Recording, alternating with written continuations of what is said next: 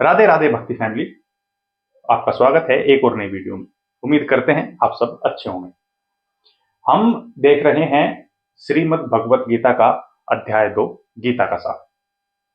Video शुरू करने से पहले आपसे एक रिक्वेस्ट है कि आप मेरे चैनल को सब्सक्राइब जरूर करें, साथ ही इस वीडियो को लाइक और शेयर करना बिल्कुल न भूलें। आज की वीडियो में अध्याय 2 का 8 से लेकर 11 तक के श्लोक को समझाया गया है। इन श्लोकों में अर्जुन को श्री कृष्ण डांटते हैं और उन्हें असली विद्वान होने का मतलब बताते हैं। साथ ही जो ज्ञानी और विद्वान के बीच का मामूली सा अंतर है उसको भी अच्छे तरीके से बताया गया है। तो चलिए शुरू करते हैं। श्लोक 8। न हि प्रपश्यामि मा पापनुद्यात् यच्छो कमुच्छो षण्मिन्द्रियाणाम् अवाप्य भूमावस्पत्न मृदम राज्यम सुराणामपि चाधिपत्यम। मुझे ऐसा कोई साधन नहीं दिखता जो मेरी इंद्रियों को सुखाने वाले इस शोक को दूर कर सके।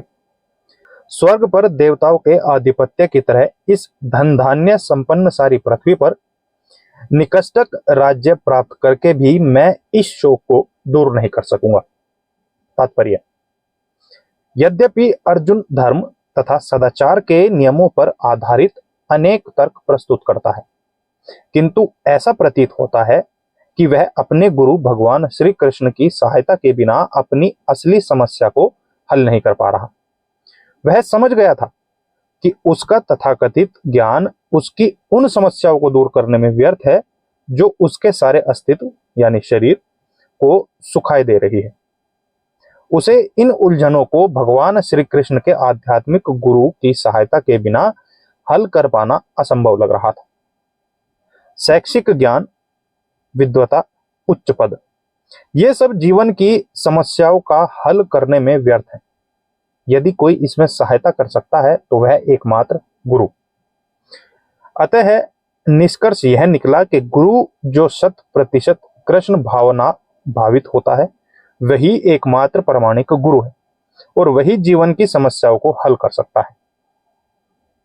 भगवान चैतन्य ने कहा है कि जो कृष्ण भावनामृत के विज्ञान में दक्ष हो, कृष्ण तत्ववेत्ता हो, चाहे वह जिस किसी जाति का हो, वह वास्तविक गुरु है। किबा विप्र किबा न्यासी शूद्र के निर्णय, यही कृष्ण तत्ववेत्ता से ही गुरु है। कोई व्यक्ति चाहे विप्र वैदिक ज्ञान में दक्ष, निम्न जाति में जन्मा शूद्र हो या कि सन्यासी, यदि वह कृष्ण के विज्ञान में दक्ष यानी कृष्ण तत्ववेत्ता है तो वह यथार्थ प्रामाणिक गुरु है। अतः कृष्ण तत्ववेत्ता हुए बिना कोई भी प्रामाणिक गुरु नहीं हो सकता। वैदिक साहित्य में भी कहा गया है, षट कर्म निपुणो विप्रो मंत्र तंत्र विशारदा अवैष्णव गुरु नर्न स्याद वैष्णव स्वप्चो गुरु। विद्वान ब्राह्मण भले ही वह संपूर्ण वैदिक ज्ञान में पारंगत क्यों न हो, यदि वह वैष्णव नहीं है या कृष्ण भावना अमृत में दक्ष नहीं है तो गुरु बनने का पात्र नहीं है। किंतु शूद्र यदि वह वैष्णव या कृष्ण भक्त है तो गुरु बन सकता है। संसार की समस्याओं जन्म, जरा, व्याधि तथा मृत्यु की निवृत्ति धन संचय तथा आर्थिक विकास से संभव नहीं है। विश्व के विभिन्न भागों में ऐसे राज्य हैं जो जीवन की सारी सुविधाओं से तथा संपत्ति एवं आर्थिक विकास से पूरित है, किंतु फिर भी उनके सांसारिक जीवन की समस्याएं जो कि तो बनी हुई है। वे विभिन्न साधनों से शांति खोजते हैं, किंतु वास्तविक सुख उन्हें तभी मिल पाता है जब वे कृष्ण भावनामृत से युक्त कृष्ण के प्रामाणिक प्रतिनिधि के माध्यम से कृष्ण अथवा कृष्ण तत्वपूरक भगवत गीता तथा श्रीमद् भागवत के परामर्श को ग्रहण करते हैं। यदि आर्थिक विकास तथा भौतिक सुख किसी के पारिवारिक, सामाजिक, राष्ट्रीय या अंतरराष्ट्रीय अव्यवस्था से उत्पन्न हुए शोकों को दूर कर पाते तो अर्जुन यह न कहता कि पृथ्वी का अप्रीतम राज्य या स्वर्गलोक में देवताओं की सर्वोच्चता भी उसके शोकों को दूर नहीं कर सकती। इसलिए उसने कृष्ण भावना अमृत का ही आश्रय ग्रहण किया और यही शांति तथा समरसता का उचित मार्ग है। आर्थिक विकास या विश्व अधिपत्य प्राकृतिक प्रलय द्वारा किसी भी क्षण समाप्त हो सकता है, यहाँ तक कि चंद्रलोक जैसे उच्च लोकों की यात्रा भी, जिसके लिए मनुष्य प्रयत्नशील है, एक झटके में समाप्त हो सकती है। भगवत गीता इसकी पुष्टि करती है। क्षीणे पुण्य मृत्युलोकम विशंति। जब पुण्य कर्मों के फल समाप्त हो जाते हैं तो मनुष्य सुख के शिखर से जीवन के निम्नतम स्तर पर गिर जाता है। इस तरह से विश्व के अनेक राजनीतिज्ञों का पतन हुआ है। ऐसा अधः पतन शोक का कारण बनता है। अतः यदि हम सदा के लिए शोक का निवारण चाहते हैं तो हमें कृष्ण की शरण ग्रहण करनी होगी, जिस तरह अर्जुन ने की। अर्जुन ने कृष्ण से प्रार्थना की कि वे उसकी समस्याओं का निश्चित समाधान कर दें, और यही कृष्ण भावनामृत की विधि है। श्लोक 9 संजय उवाच। एव मुक्ता ऋषिकेशम गुडाकेशः परंतपः न योत्य इति गोविंद मुक्तवा तूष्णीम वभूव।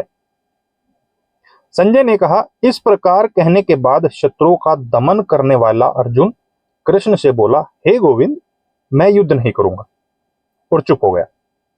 तात्पर्य, धृतराष्ट्र को यह जानकर परम प्रसन्नता हुई होगी कि अर्जुन युद्ध न करके युद्ध भूमि छोड़कर भिक्षाटन करने जा रहा है, किंतु संजय ने उसे पुनः यह कहकर निराश कर दिया कि अर्जुन अपने शत्रुओं को मारने में सक्षम है।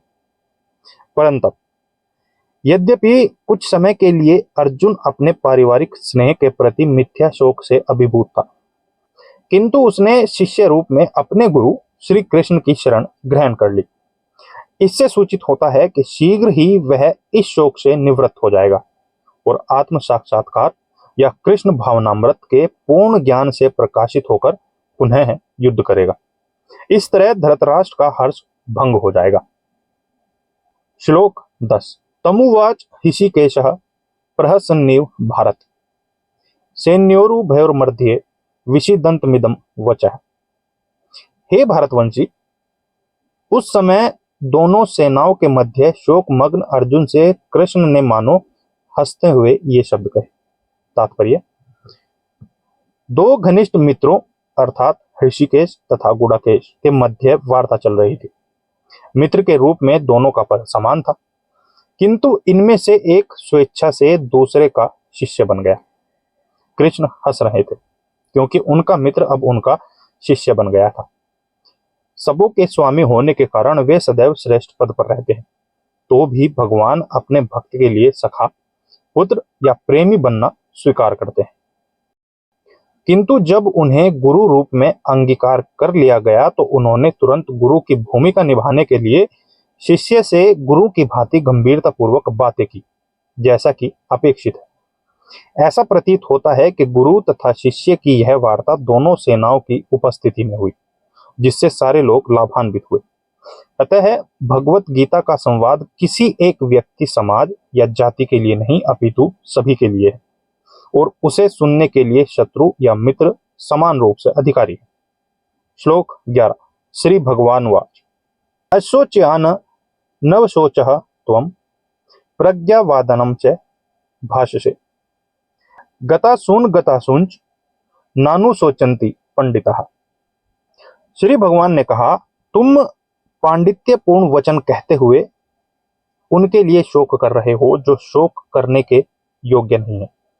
जो विद्वान होते हैं वो ना तो जीवित के लिए और ना ही मृत के लिए शोक करते हैं।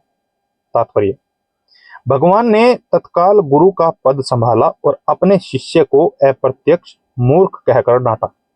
उन्होंने कहा, तुम विद्वान की तरह बातें करते हो, किंतु तुम यह नहीं जानते कि जो विद्वान होता है, अर्थात जो यह जानता है कि शरीर तथा आत्मा क्या है, वह किसी भी अवस्था में शरीर के लिए, चाहे वह जीवित हो या मृत, शोक नहीं करता। अगले अध्यायों में यह स्पष्ट हो जाएगा कि ज्ञान का अर्थ पदार्थ तथा आत्मा एवं इन दोनों के नियामक को जानना है।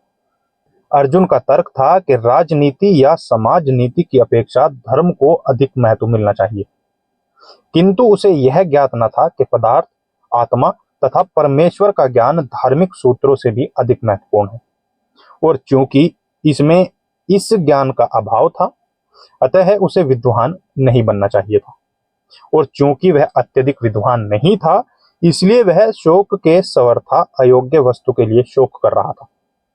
यह शरीर जन्मता है और आज या कल इसका विनाश निश्चित है। अतः है शरीर उतना महत्वपूर्ण नहीं है जितना कि आत्मा है। जो इस तथ्य को जानता है वही असली विद्वान है और उसके लिए शोक का कोई कारण नहीं हो सकता। तो देखा आपने किस तरह अर्जुन जैसे ज्ञानी को भी विद्वान बनने के लिए गुरु की आवश्यकता पड़ी। साथ ही हमने ये भी जाना कि जो गीता का उपदेश था वो सिर्फ अर्जुन और उनके रथ के ध्वज पर सवार हनुमान जी के ही लिए नहीं बल्कि समस्त संसार के लिए था, चाहे वो पक्ष का हो या फिर विपक्ष का। साथ ही हमने ये भी जाना कि किस तरीके से गुरु का सम्मान हमारे जीवन में एक बहुत ज्यादा महत्व रखता है। उम्मीद करते हैं इस वीडियो से आपने काफी कुछ सीखा होगा। इस वीडियो को लाइक और शेयर करना बिल्कुल ना भूलें। अब मुझे दें अनुमति। नमस्कार।